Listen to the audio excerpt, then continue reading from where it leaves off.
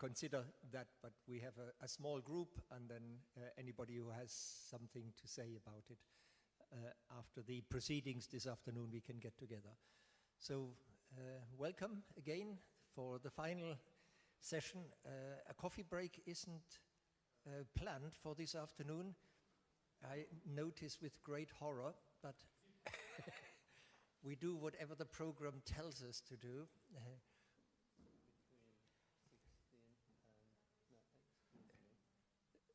There's nothing on the program. Yes, nothing on the program, but if we ask the speakers to be very, very precise and very concentrated, we might squeeze a break in between, because that helps the concentration. So thanks to all of you who managed to be here to the last presentations this afternoon. I think we have a very good opportunity to round off our review of developments in different European regions, different European countries, with two very important partners in that dialogue, and then with a more fundamental reflection to finish off the proceedings this afternoon. And I really look forward to deepening and continuing the discussion that we had after each lecture. I think this is really a credit to all the participants that we had such meaningful discussions and obviously such very good presentations. So can I start off with Mariusz, with the perspective of Poland that will be of particular interest in this region, as we have the neighboring. Whoa. He's not putting up a border, but he's making a sign of identity, and I think that's very appropriate. No, it means only that it will be very Polish presentation. I mean, grounded in very Polish history. Okay. Thank you very much for the pleasure being here and giving not a lecture, just my few thoughts about connections of social work and social policy, considering Polish history. It's 100th anniversary of social work education in Czech Republic, and I expected to be invited next time in next 100 years. So I prepared many, many points, and probably it will be not enough time to present everything. So let's start.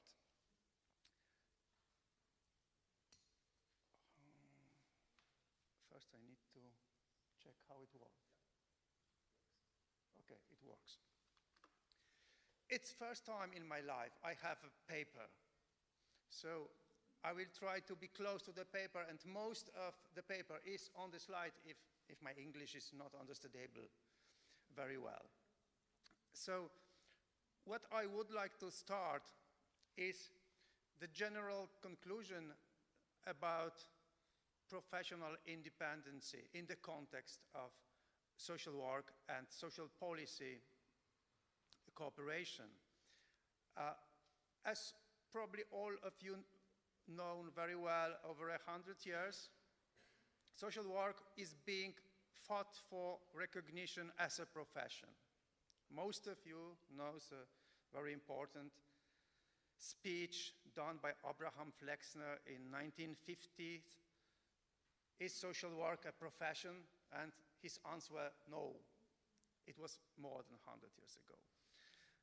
But now, social work is no longer perceived as a tool of social policy, but as a legitimized, independent, autonomous activity based on specialized knowledge and experience. So if we define social policy in very narrow way as the ways government or state responds to social problems, every singular direct dependence on social policy is a clear evidence of deprofessionalization of social work, because social work is not a tool of social policy anymore. But it was general statement, I would like to show you how Polish social work, social pedagogy, dealt with this dependency through last 100 years. I divided the history into 4 phases. I plan to tell you that it would be 5 phases. And after 4 phases, I would tell you that it is how social policy works. They promise 5 and give you 4. But, okay, 4 phases, 4 historical phases. Polish social pedagogy. I will not explain why I'm talking about social pedagogy, not social work, because in Poland it was very combined together, and social work is a part of social pedagogy indeed. So sometimes I will tell social pedagogy, sometimes social work, but it means almost the same. So Polish social pedagogy had considerable critical potential from the very beginning. It has been manifested in its opposition to the existing social policy, independence on the time, which was supposed to be changed, transformed, and reviewed in the name of ideals through societal work, another difficult subject to be translated into English, social work or societal work. Criticism resulted from the discrepancy between what was and what might have been if the whole social potential, all human strengths were awakened and organized. So the first,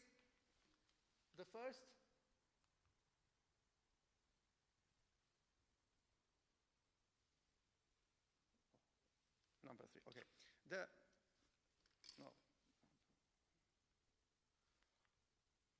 Just few pictures, but I skip it, so it's not too much time.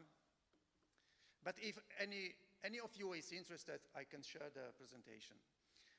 So the first period was called by me as a criticism of economic social relations and enhancement of national strengths in the Enlightenment and patriot spirit. It's important to understand the historical context. It's a reason for the flag. The early days of social pedagogy coincided with, on the one hand, the period of partitions until 1918 and regaining statehood after 123 years of lack of independence. And, on the other hand, the second industrial revolution with its growing economical and political social differences, particularly when comparing cities with the rural areas. These differences became the main targets of criticism from social pedagogy at the time, and the reasons behind an original concept of activity based on human strengths developed by Helena Radlińska. Societal work, praca społeczna in Polish, very often translated as social work, is a conscious activity to construct collective life based on electing, multiplying, and improving human strengths and organizing them to work for the good of people. It's the definition by Radlińska from 1918. The task of social pedagogy was not to apply any social policy, top-down change, but only to assist people in their personal, social, and spiritual development and to educate them to enable their own capacities and creativity to multiplicate their human strengths, bottom-up orientation. Considering the strong impact of ideals of social positivism, societal work was to a large extent based on the Enlightenment ideals. meaning a belief that education opens up an opportunity to transform one's own environment and, in consequence, the whole society.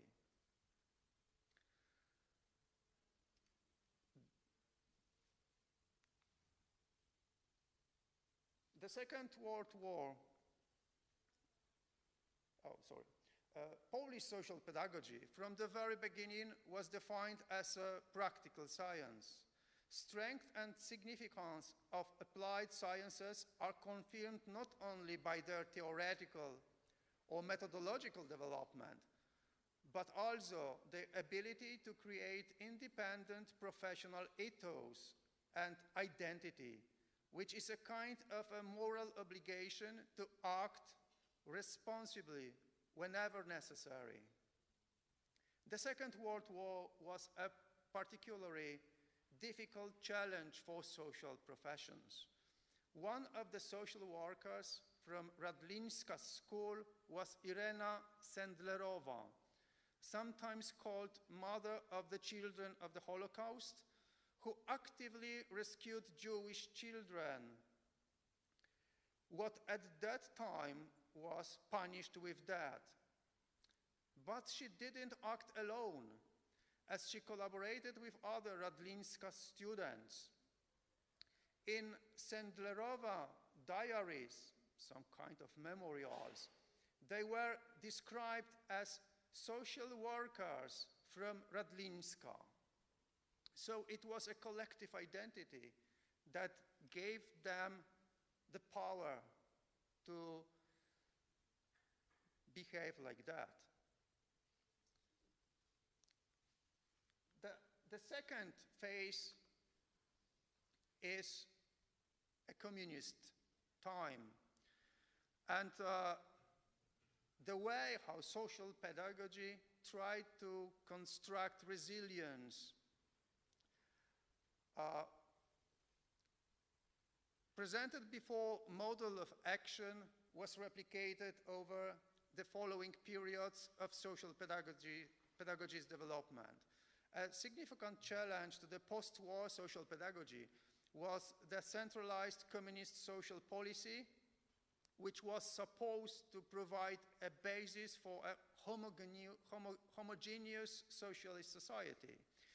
This direction of changes was contrary to the concept of human strength and environmental potential released bottom up. In consequence, the Department of Social Pedagogy at the University of Łódź, headed by Radlinska, and the only such department in Poland at the time, had its academic activity limited, and it was ultimately liquidated in 1952, to be reinstalled only in 1961.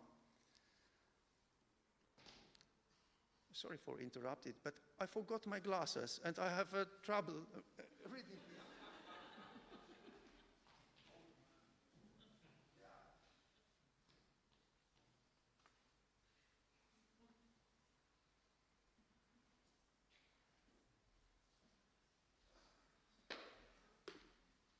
It's when you feel like a young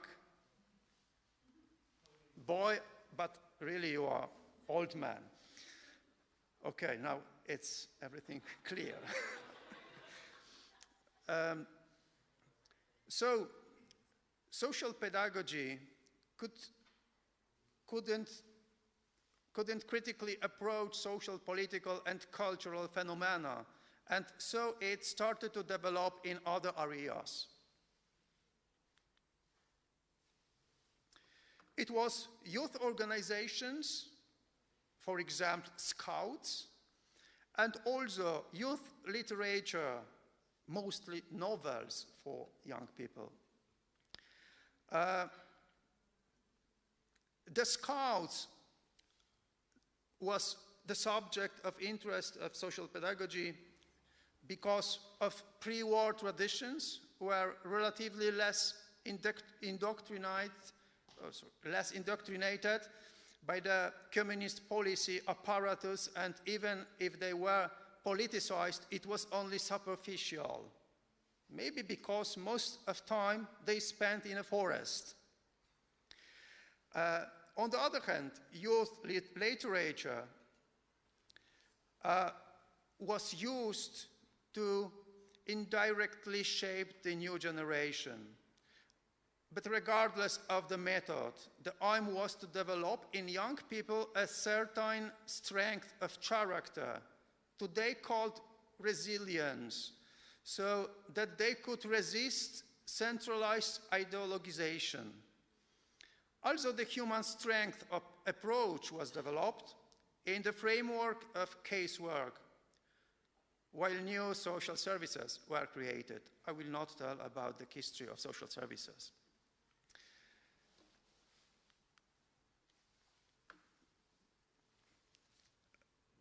Pan-pedagogization, I don't know the term pedagogization is recognized, but I explain it a bit later.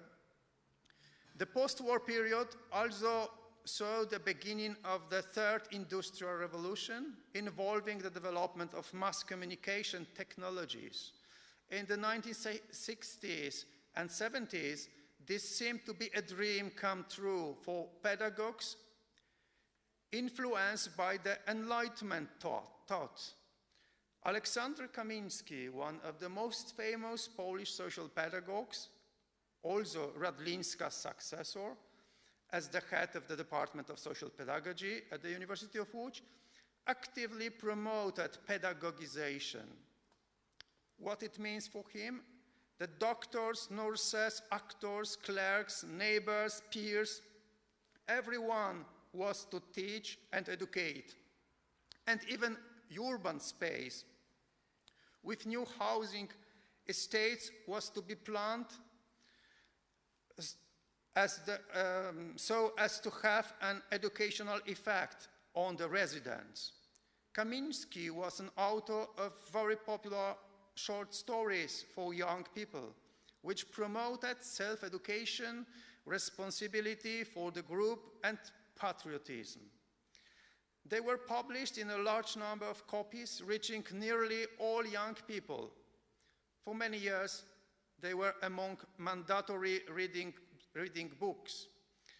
At that time, it seemed that political censorship hindered non-communist pedagogization of the public space successfully, while the best criticism of the political system was the shaping of strong and independent individuals, the main idea of the Scouts.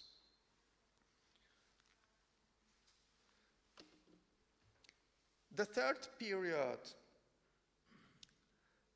that I called criticism of economic and political inequality and building a democratic civic society was after the political and economical transformation. The breakthrough year 1989 not only offered Poland the freedom of speech, but also economic, political, and social transformations, including problems typical for radical change, which had previously been non-existent or concealed. Both Helena Radlińska's works and the discourse of social pedagogy developed after 1989 clearly indicate the need to rebuild the community or even the society, first destroyed by the totalitarian political system and then by the market-oriented economy and social policy. The critical approach of social pedagogy manifested itself in numerous theoretical applications of the assumptions of social constructivism, according to Berger, Lachmann, or Goffman from the first period of his work, and in probably equally numerous references to works of Helena Radlińska, particularly including the concept of social strengths and the transformation of educational environment by eminent individuals. Such faith in the possibility of co-creating social reality, grounded in theory, was necessary to commit oneself to the development of practice based on empowerment, advocating, participation, or pedagogy of place. This unique context and openness to constructivist theories, to some extent feminist and emancipatory also, contributed to the development of more radical practice variants as part of social pedagogy. They were designed to take effect not only on the user, but also on social institutions, the activities of which marginalized or disadvantaged some part of the society. Thus, they were concepts stemming from the critical view of contemporary social policy or from the disappointment over the dominant institutional practices. The last phases are called criticism of the neoliberal society, and indeed its unfinished story. As a result of inspiration drawn from the critical philosophy of late Foucault, Nicolas Rose, and Michel Dean, a reflection came that the greatest challenge to social pedagogy were not the loudest media problems, but the risk of its direct entanglement. You have it on the table probably. Entanglement in the mechanism of neoliberal governance of the population. Unlike in the previous periods, the critical approach to the mechanism of power required not only radical perspective, but mostly a different theoretical model that would expose these mechanisms. This is why the basic task of the new critical approach was to demystification of hidden mechanism of governance of populations, so-called biopower by Foucault, used by neoliberal social policy, which had also settled in social pedagogy. So finally, both social policy and social work, social pedagogy, are to be framed by the same neoliberal discourses. Gender studies, early writings of Michel Foucault, works by Jürgen Habermas, Zygmunt Bauman, and Ulrich Beck already impacted Polish social pedagogy earlier, reorienting it towards communication activities or emancipation from the social panopticon. However, only the later concept of Foucault, such as governmentality, subjectification, or apparatus, in French, dispositif of security, and the post-Foucauldian approach to the pedagogization of social reality made it necessary to radically and critically reinterpret the basic assumptions and activities developed as part of social pedagogy. Such a concept as liquid identity risk society not only described the reality, but also create social interpretive patterns that we see such a perspective around us. Social work is it's too difficult. Entangled in the formatting of the whole human populations in accordance with the assumptions of the neoliberal model of society. This mostly involves the development of basic skills and competencies that together constitute an active citizen of knowledge society. I look at time. How much time left? Probably 10 minutes.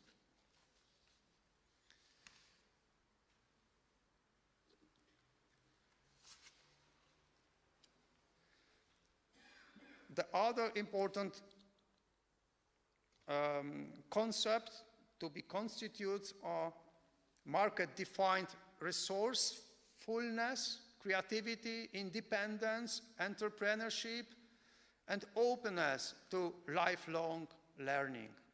Many pedagogues found this middle-class society model very convincing since, at least by definition, it opens up not only developmental opportunity, but also a possibility of globalized social recognition, which gains special significance in the social media era. Still, it is difficult to accept it from the perspective of critical social pedagogy, which is particularly interested in the part of the society that, for various reasons, don't want to or can't become active co-creator of the economic development.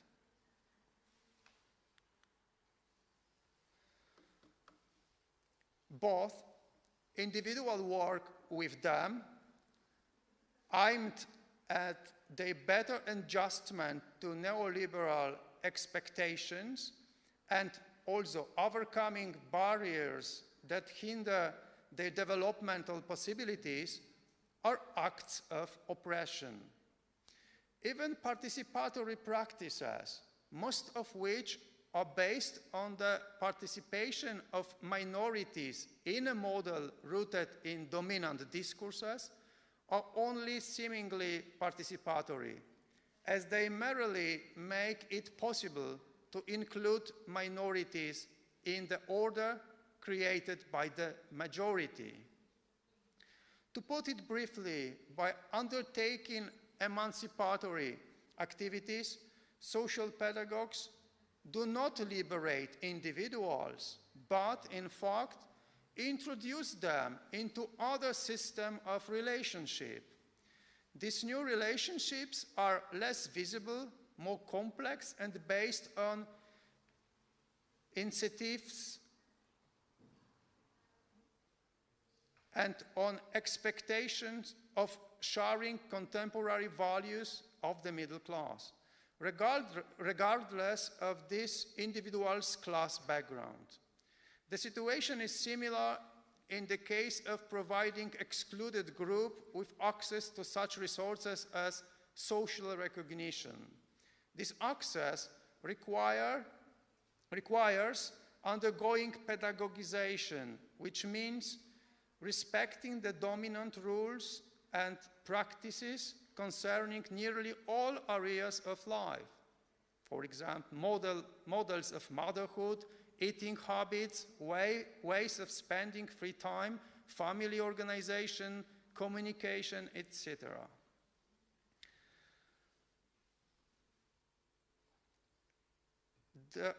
It's the difficult word. The entanglement of social pedagogy, social work, and social policy in the presented process of creating modern subjects is, from the critical perspective, the greatest threat we face today.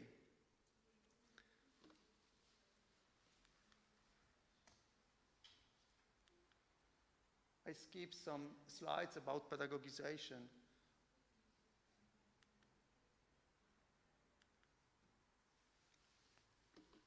And now I start the second part. It's probably not enough time, so I put it very briefly, because the impact of social policy on social work is also at the level of institutional and public discourse.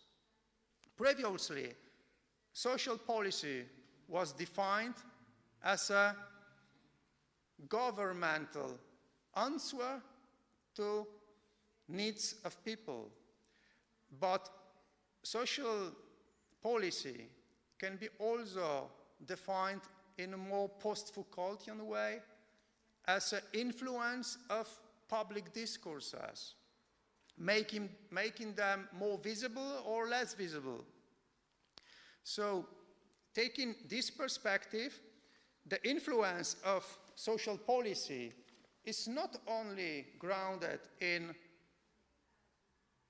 direct instruction that are sent by government, but also discourse, public discourse, is a way how social policy is provided to all of us, not independently, but together. So what I observe is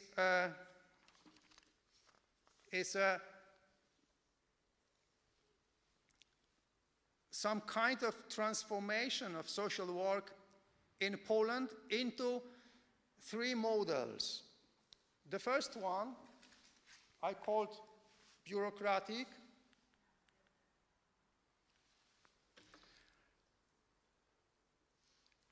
It's based on strictly defined procedures and algorithms of action, and was developed, I think, since this year. I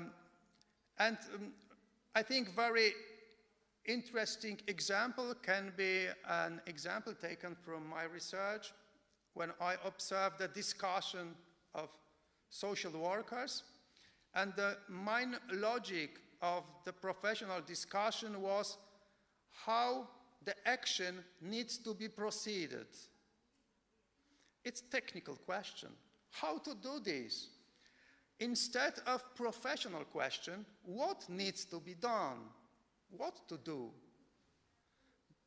What to do was very clear because it was sent by ministry. The only question was how to do. What is a procedure? It's an example of deprofessionalization of social work. The second type is called neoliberal and is focused on financial performance, individualization, projects-like style of working, entrepreneurship, and pedagogization as well. Very important considering this model is international impacts, especially what I called EU Europeanization. EU intentionally is with capital, because it's the influence of European centralized officers, not the idea of European cooperation. Many changes in Polish social work was the result of this EU Europeanization. Some example can be given. There is supervision that was developed in Poland and is completely not recognized by social worker because don't have such a Polish tradition. And even the name is not very familiar to most of them. And many other project-like activities oriented on short-term results that replaced the everyday routine and long-term support that was developed on the basis of Radlinska's concept. So, apparently, applying for the EU funds is a bottom-up phenomenon, since the authors of the projects are often practitioners. Closer observation of the functioning of the application procedures revealed their top-down pre-configuration, because before they apply for money, first read some expectations and then fit into the expectations. So indeed, it's not bottom-up initiative. It's rather the way how the money can be applied for. The third model that I called New Liberal National, it's the newest one, and it's based on neoliberal actions, and priorities are to be situated in the rhetoric of traditional Polish values and religious, cultural, historical heritage. Recent political changes in Poland, but also in other countries, clearly shown that a significant part of society is not identified with the dominant neoliberal discourses and their values. This is probably the key contemporary challenge for social pedagogy or social work, which cannot be answered by education any longer.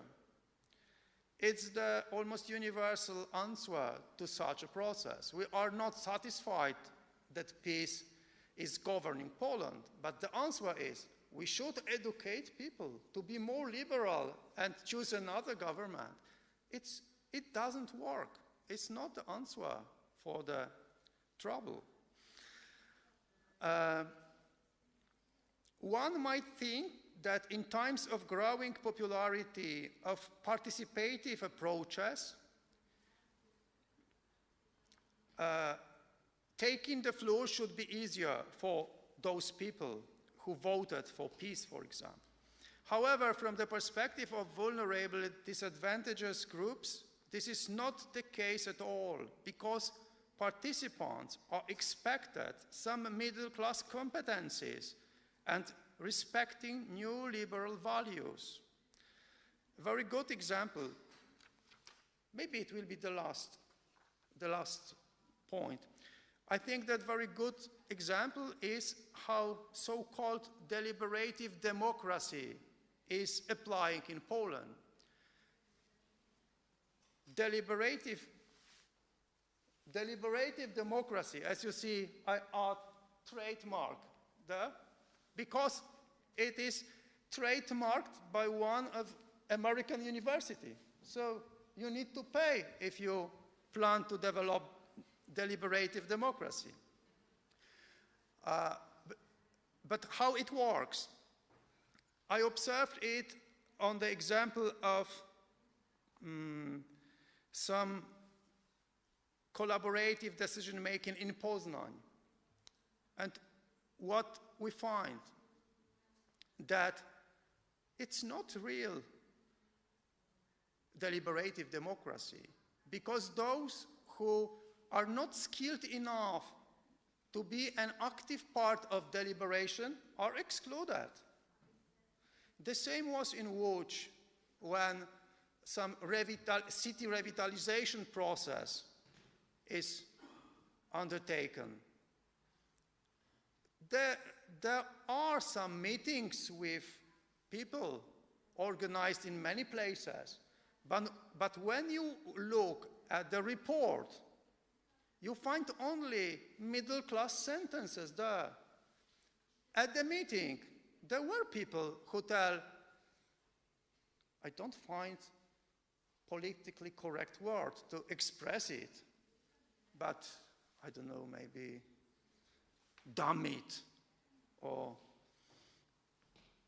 bullshit, in quotation. But those expressions were deleted from the report. I think it's clear message behind those words.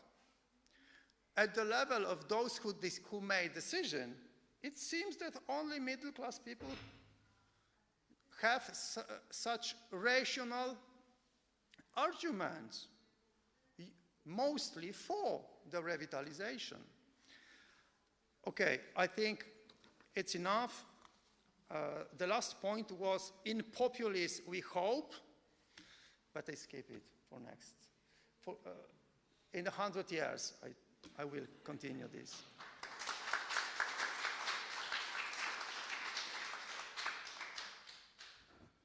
Okay, as you know, I very much appreciate a historical overview, and your 4 phases were very telling, also to remind us of the fact that social work and social pedagogy had a continuity over various epochs and various regimes.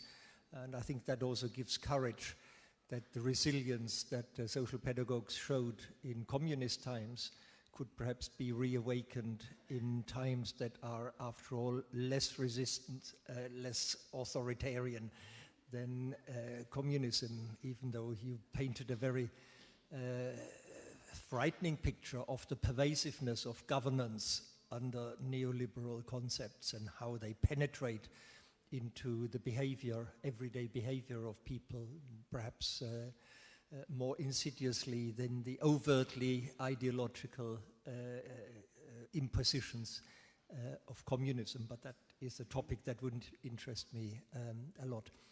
But enough of me.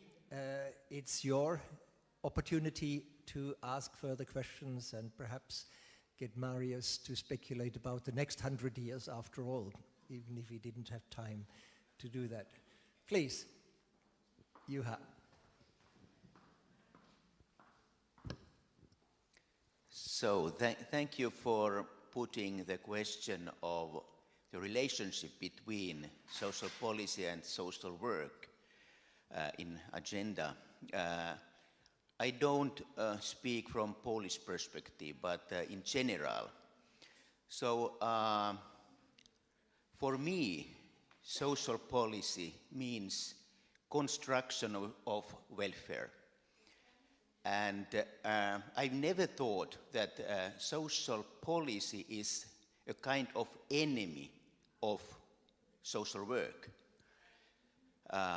Opposite to this, I think that social work needs well-developed social political welfare structure. And from my perspective, I tend to think that social work is an instrument of welfare, social policy in society. Social policy is a part of social order in every society. And of course, it is possible that social policy is not very developed, and there is discrepancy between the social political values and the perspective of social work. But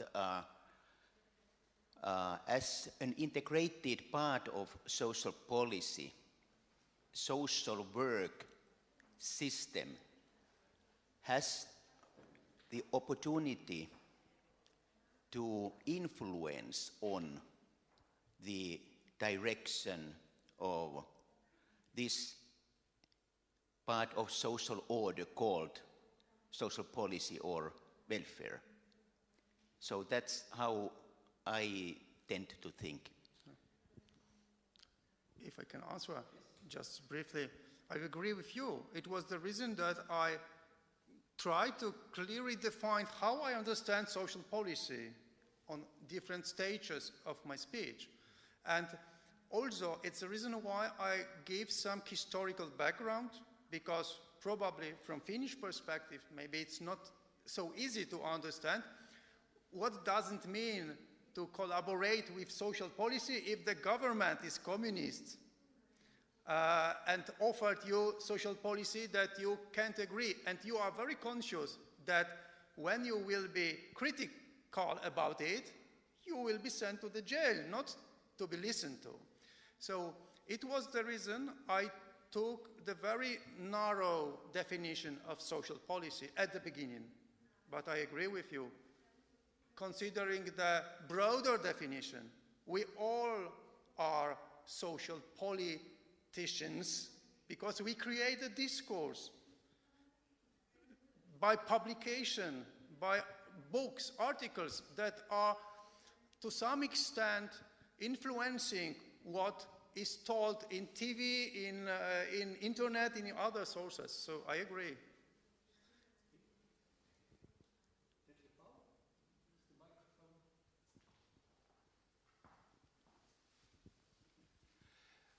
I think we must look to the understanding of social policy in each countries or in the traditions we have in Europe.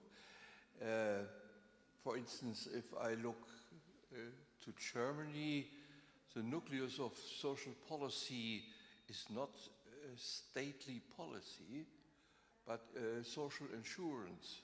The social insurance companies are mostly free under the protection of the state. That's a practical understanding of social policy. The scientific understanding of social policy is surely to say, like each other policies, it's influence policy on the society. And most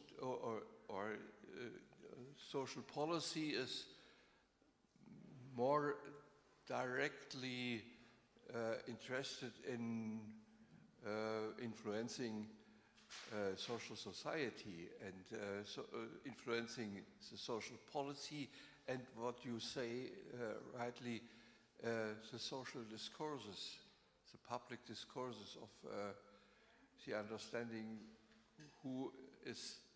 what is a social problem, who belongs to the groups of social problems, and therefore for me not only the understanding of social pedagogy is for me important, but this understanding of social policy.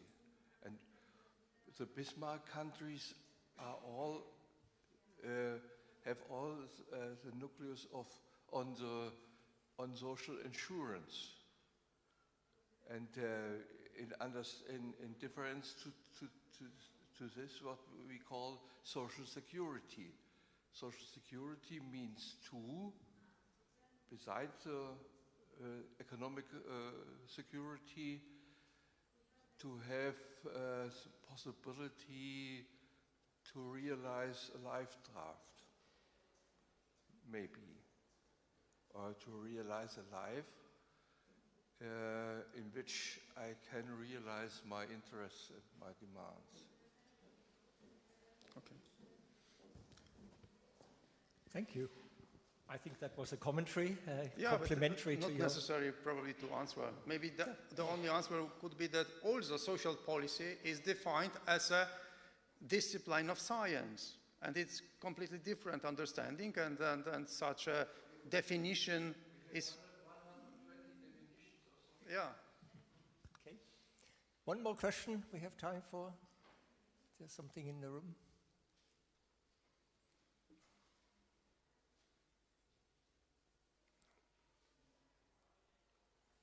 Okay, I mean, my question would be, if I can add a brief question, what was the role of the Catholic Church during the communist period in terms of its interest in maintaining not just services, but also in contributing towards a particular ethos of welfare?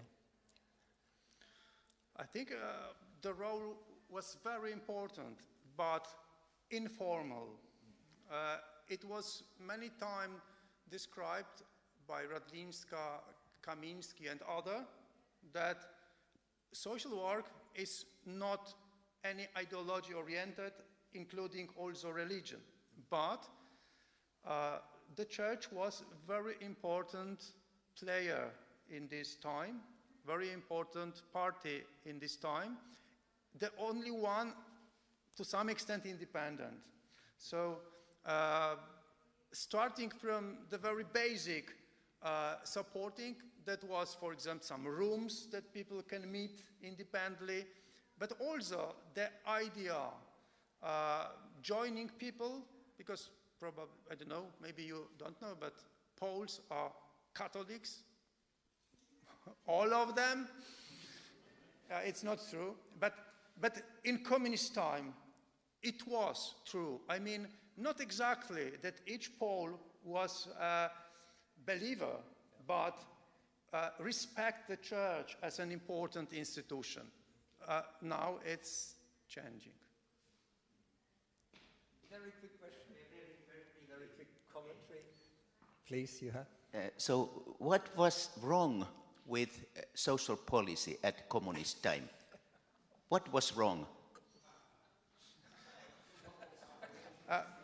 the only one answer is there were no social work in the social policy because all problems disappeared. Okay, but consider communists. There was no place for social work, no place for social pedagogy. It was liquidated because it was not in the same way as no communists. Individuality in terms of... It's not possible to answer because it's subject to be experienced. When some of you live in communist country, maybe will understand what does it mean. Anyway, what policy is? It's a regime. They forced you to do many things. Maybe some of them are good for me, but still is not comfortable. Okay. You want to say a commentary? We take ourselves time for that. Prosím pěkně, já bych rád, abychom negeneralizovali to, co se dělo v bývalých postkomunistických zemích. Paní kolegyně, která sedí tady, už tu nesedí, paní docentka Špiláčková publikovala v Německu knihu, která se jmenuje Sociální práce za socialismu. Na základě archivních dokumentů dokumentuje, jak se dělala sociální práce v Československu. Takže to je jedna věc, abychom nezapomněli, že ne všude to bylo stejné. Druhá věc, s profesorem Hämäläinenem jsem několik let učil na univerzitě v Kolíně nad Rýnem. Měli jsme společný kurz, který se týkal sociální politiky a sociální práce. A když jsme skončili ten kurz, tak jsme se domluvili na tom, vždycky po té přednášce, která trvala 2 dny, jsme se střídali v těch tématech, že sociální politika ve Finsku a sociální politika v Československu před převratem byla stejná. Takže prosím pěkně, já rozumím té otázce profesora Hämäläinena, proč říkal, co bylo špatné na té sociální politice. A jenom sedíme v Ostravě, ve městě Ostrava, které každý rok připravovalo sociální politický plán ve městě na další rok. A v tom sociálně politickém plánu bylo schvalováno, co se pro které cílové skupiny bude dělat. A to se nedělalo voluntaristicky. Existovaly výzkumy, jaké problémy mají například seniori, a mluvilo se sociální pracovníci mluvili s různými skupinami seniorů, ne generálně, ale se skupinami podle věkových kategorií.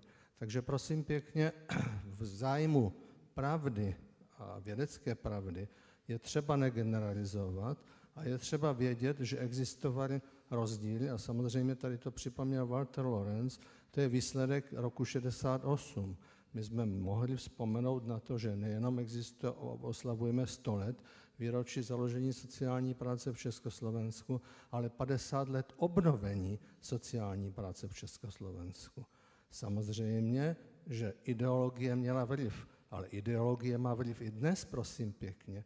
To, co jsem tady dneska slyšel o paternalismu, to je neoliberální ideologie, která nás přesvědčuje o tom, že se má každý postarat sám o sebe a že tedy sociální stát je špatná věc, protože je drahý a tak dál.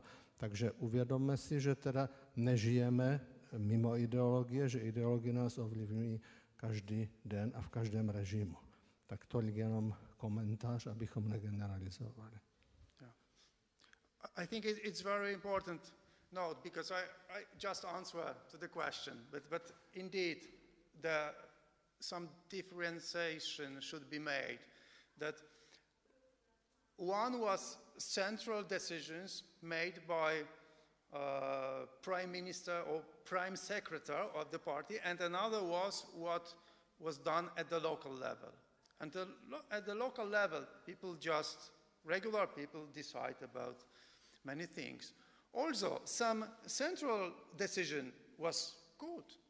Some of them, of course, it needs some historical analysis, but also was good. I only mention about such difficult political decisions because my focus was not on social policy, rather on social pedagogy.